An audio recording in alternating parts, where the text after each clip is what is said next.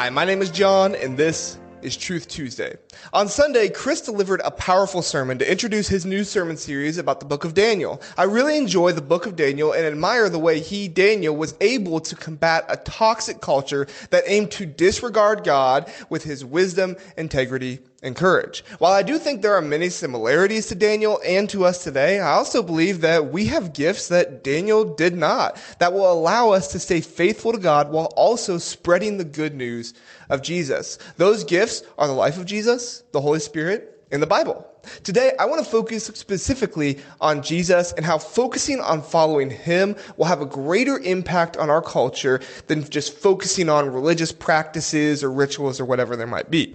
Here are 5 points I'm attempting to implement in my life to combat those things.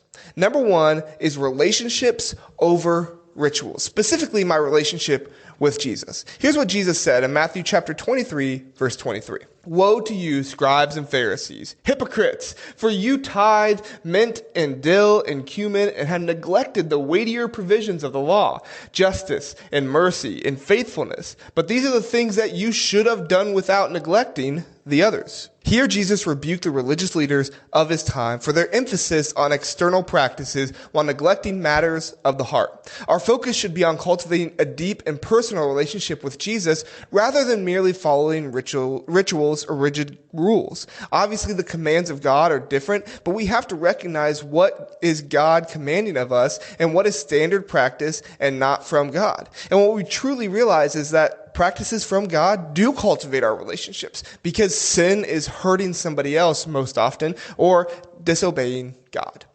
Number 2 is authenticity in worship. In John chapter 4, verses 23 through 24, Jesus says this, "But an hour is coming, and now is when the true worshipers will worship the Father in spirit and truth. For such people, the Father seeks to be his worshipers. God is spirit, and those who worship him must worship in spirit and in truth."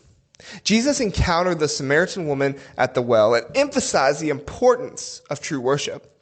God seeks worshipers who worship him in both spirit and in truth, not those who adhere to empty religious rituals or traditions. False teachings come from either a lack of connection with God or a lack of truth. And our true worship comes from connection and knowledge. Number 3 is love and compassion. Again, Jesus speaks in Matthew chapter 23, verses 25 through 26. Woe to you, scribes and Pharisees, hypocrites, for you clean the outside of your cup of the dish, but inside you are full of robbery and self-indulgence. You blind Pharisees, first clean the inside of your cup of the dish, so that the outside may become clean also. Jesus admonished the religious leaders for the hypocrisy and urged them to cleanse their hearts. Our faith should be marked by genuine love and compassion and a desire for inward transformation, not mere outward appearances, because on the inside is what truly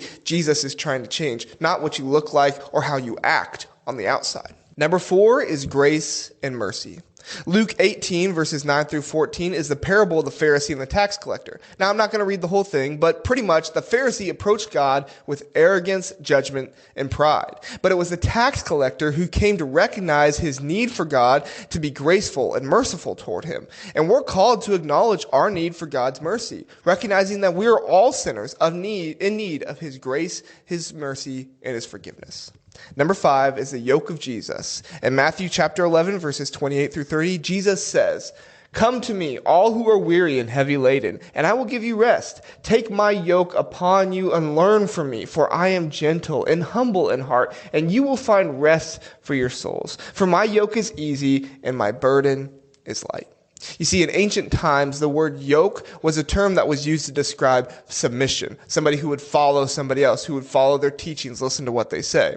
So when someone was described as being yoked to someone or something, it was communicating the idea that he or she was in submission to that person or that thing. So to be yoked to Jesus is to serve and obey him. Jesus invites us to take his yoke upon us, promising rest for our souls. Following Jesus is not about burdensome religious obligations, but about finding rest and fulfillment in his loving guidance. You see, in a world that often confuses religious rituals with true faith, Jesus calls us to a different way of living. He invites us to focus on cultivating a genuine relationship with Him, embracing authenticity, love, and grace. Let's break free of those chains and those religious legalisms and instead experience the freedom and the joy that comes from following only Jesus Christ wholeheartedly.